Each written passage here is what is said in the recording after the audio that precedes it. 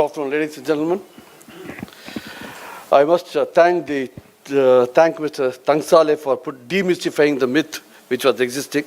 I would only add on certain points to that. At the bankers level, at the bank level, individual banks level, you have something known as the Central Standing Security Committee, which is headed by the chairman of the bank, the executive directors are present, and the entire lot of general managers are present to deliberate on security. The outcome of these security meetings are passed on to Reserve Bank of India. At Reserve Bank of India level, you also have the state level security committee meetings held at various places across the state. Even the security advisor is present in all those things. That is point number one, which I want to clarify. So adequately, this point of security being addressed at all the levels which is required. That's point number one.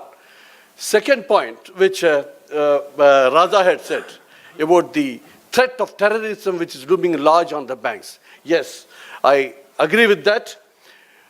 What I want to say here is, in fact, if you see the corporate office of Central Bank of India, it is just located opposite to the Trident Hotel. And the Trident Hotel was in a siege. And that was on a holiday. And the CMD of Central Bank of India at that point in time, she was holding a meeting of the conference of the general managers of the bank at that point in time in the 11th floor. And of course, the Trident was there and it was all cordoned off.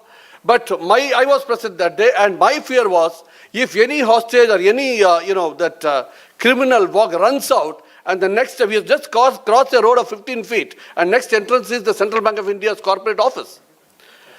So that was the threat there. And if he comes in and takes any of the executives hostage, what would they do? So the question would be asked to me is, what did you do? That is the thing. Of course, there is not much of a contingency prepared for this.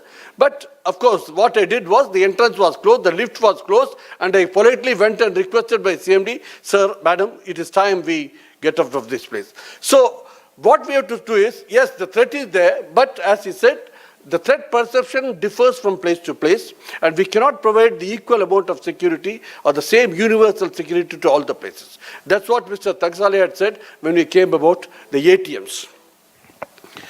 Now, coming to what my predecessors have spoken, they've already spoken about the real threat, the virtual threat. I would like to highlight some of the major threats, which are the futuristic threats, which I would call it. One is that Asia, as a continent, is prone to disasters.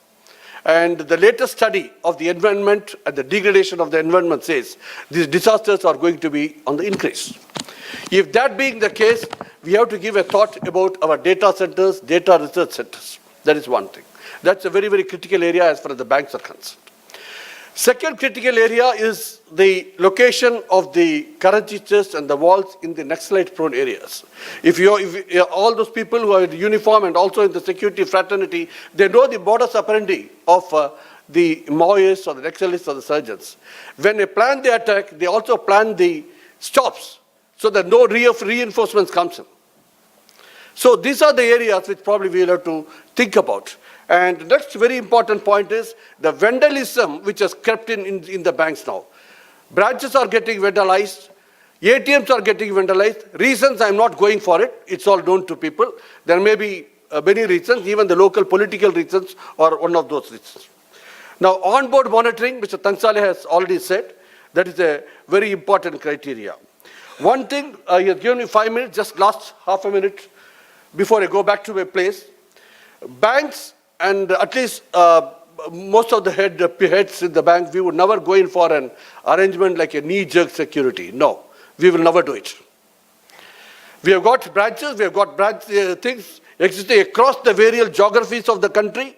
We need to go by the threat perception, risk analysis, and we will provide security to the level which is required in various places. There cannot be a uniform security across the entire geography.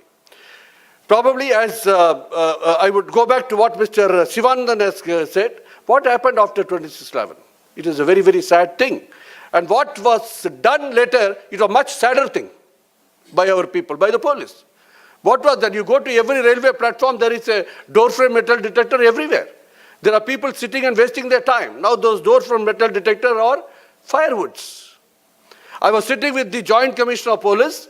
in one of the during the road safety week, he turned back to me and said, Kannan, all these cameras and CCTVs which we have installed are redundant because there's nobody to maintain it. We can't maintain it. Can you take it on? I said, I will come back to you, sir.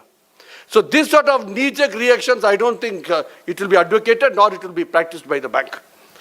So, sir, I come to, this was my perception. There are very many things I think probably which will come during the course of our discussions and panel discussions. Thank you very much.